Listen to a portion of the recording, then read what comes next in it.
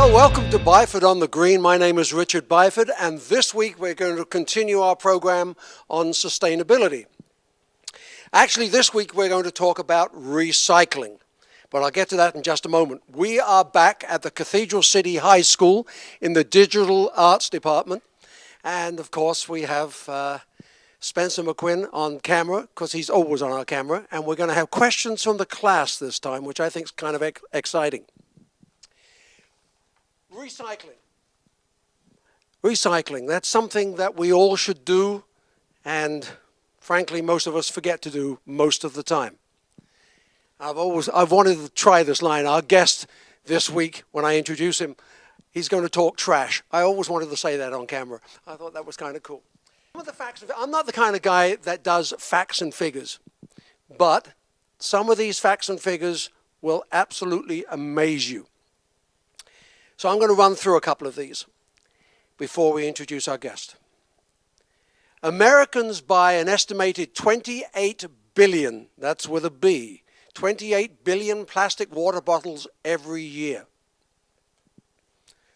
80% of the plastic water bottles are not recycled. Anybody tell me what 80% of 28 billion is?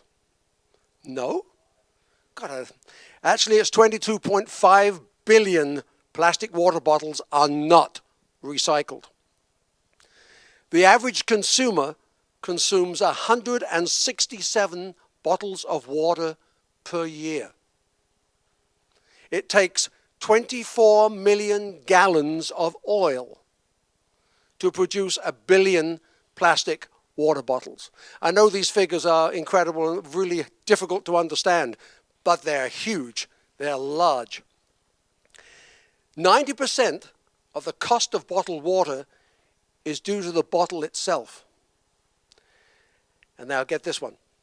Plastic water bottles take 700 years to begin composting. And guess what I'm drinking out of? I'm drinking out of a plastic water bottle. Because we all know that's the most convenient way for us to get our water. You know, you probably all realize that the advent of plastic water bottles and us all drinking out of plastic water bottles has doubled, if not tripled, if not quadrupled, the pollution in America. Make welcome to the microphone, Mr. Gary Calhoun. Thanks for having me. Gary is the recycling coordinator for the city of Palm Springs and knows everything there is to know about recycling. At least that's what he tells me. So let's find out. Thank you for taking the time, because I know you have we have to share a microphone. So I know you have a busy schedule. So let's start at the beginning so everybody can find out exactly what we're talking about. What does recycling mean? Recycling is taking the materials that you would normally throw into the waste stream and taking them and reusing them for other purposes, as was explained before with the plastic bottles. If you recycle those can be taken to a recycling facility where they'll be made into other plastic products. The same holds true with metals, with cardboard, and with almost all recyclables. So let's start with the life of a plastic water bottle. We go to the shop, we take the bottle off the shelf, we drink the water, and we find a little blue barrel that says recycle, and we put the bottle in the recycle barrel. The rest is yours. Okay. What happens after that point is that on a weekly basis for most jurisdictions or cities, the recycling is picked up. It's collected into larger trucks and taken to a facility called a material recovery facility. Now there's 2 of those locally in Southern California, one in Escondido and one in Fontana. When you get to one of those facilities, it's really interesting the way that the materials are processed. Usually they're just dumped onto what's called a picking line. Now some of the metal is pulled out through magnetism, some of the cardboard is just by the sheer weight of it is removed from the stream. And the plastic bottles, actually there's a little electronic eye that when it sees it, recognizes that it's a plastic bottle and shoots a squirt of air out, and it removes it and puts it into a container. So once all of the materials that have been taken to the MRF have moved through the processing and the picking stations, they're baled into larger bales, maybe you've seen the cardboard bales and plastics on the trucks on the freeway, and then they're taken to recyclers where they're turned into other products like more cardboard boxes, other plastic bottles, other plastic materials. So that's basically the life stream. I bet you it was an Irishman that named that, the Murph. The MRF. So, okay, so now we have the recycled bottles all separated. What do we do with them? Do we sell them to somebody?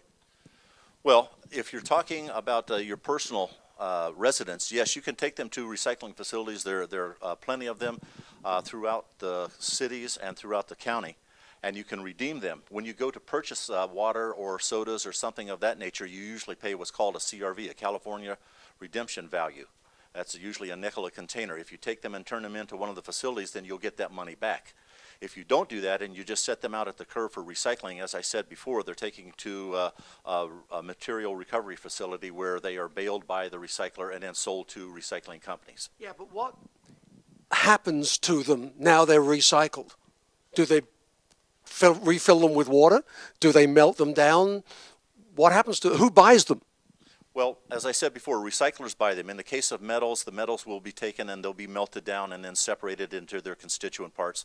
With plastic, the same thing happens. They'll be taken to a facility where they're melted, and they won't necessarily come back as a plastic bottle. They could come back as any plastic object. I've seen where there are coasters, where there are cups, pencils. The same thing holds true with cardboard and other paper products. You can take those to the material recovery facility. Those will be broken down and sold to recyclers who then can turn them into anything that would be made or considered a paper product. All right, let's change the subject a little. So, does this really save the planet? That's a heck of a question, isn't it? Well, I would say that we don't do nearly enough recycling. Unfortunately, we don't recycle nearly as much as we can. The residential portion of it goes pretty well. It's the commercial and industrial sides of it that don't go nearly as well as we would hope for. But any effort that we make helps save the planet. And the way we do that is because on the way over here, I heard where 400,000 more people had moved into California or are now living in California than last year. So if that progresses every year, there's 400,000. In 10 years, that means there's 4 million more people. But we aren't having any more raw materials. We don't have any more iron. We don't have any more bauxite that you turn into tin or aluminum.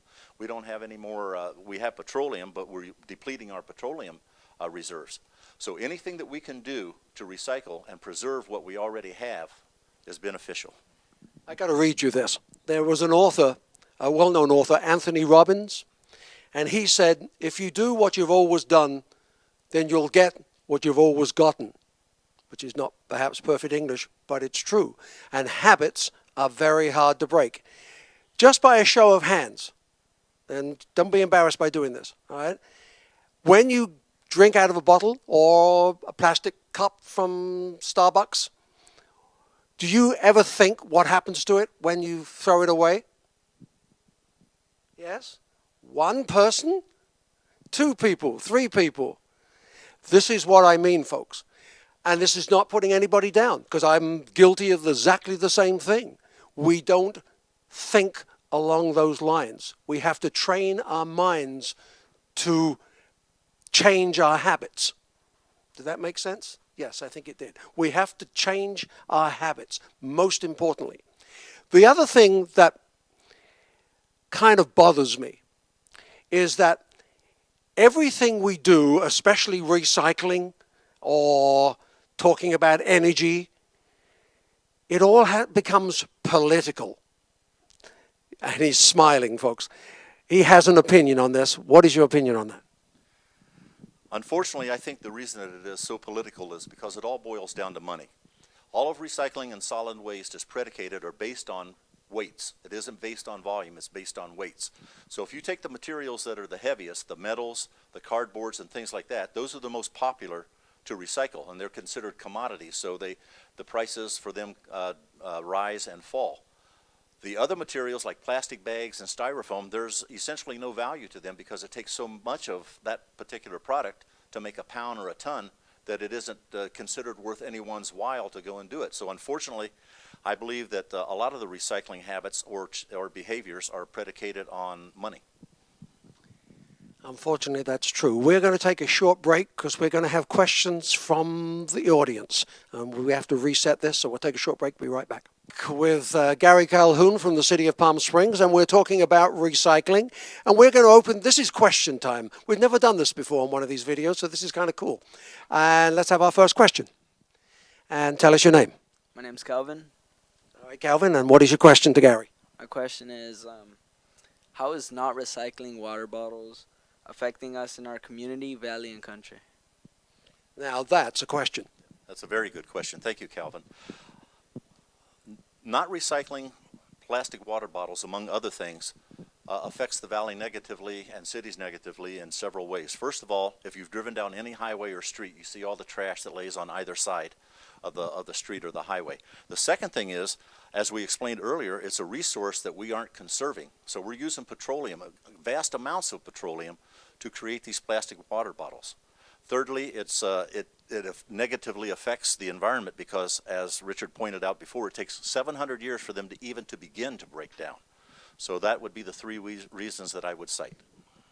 Now the landfill here in the desert, don't go away, the landfill here in the desert is called Edom Hill. I don't know if any of you have been there, but it was originally, many, many, many years ago, a beautiful piece of desert. It is now, for want of a better word, a big hole in the ground, which is where we tip all our trash. We take, if you see the trucks that line up there every day, putting trash into the landfill, you got to think to yourself, that's amazing. How does it all go there? We get a big city like New York. You imagine what their landfill is like and how many water bottles and plastic cups and other stuff that we're supposed to recycle go into the ground. Imagine how much there is. It boggles my mind. Calvin, thank you for your question. Thank you. And we have a young lady with a question. Come on down. And your name? My name is Kaylin Murphy. And your question? My question is how can Palm Springs Unified School District schools, whether it's elementary school, middle school, or high school, help more with recycling? Can't say we don't have good questions. That's true. Thank you very much for your question. How the schools can help is they can take what they learned today and hopefully what they've learned through other sources for recycling and take that home, share it with your parents, share it with your friends.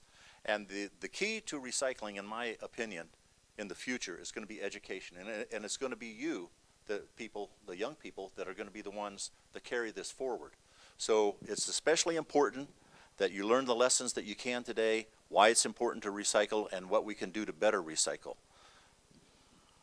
Thank you for your question. Put your hands together for all the people that ask us questions, all right? And one more thing. Keep the applause going, because I'd like to thank Gary very much for spending time with us. Thank you. So, I think Gary brought up a very important point, is that maybe, just maybe, somewhere sitting in this room is the next president of the United States. And I don't say that lightheartedly.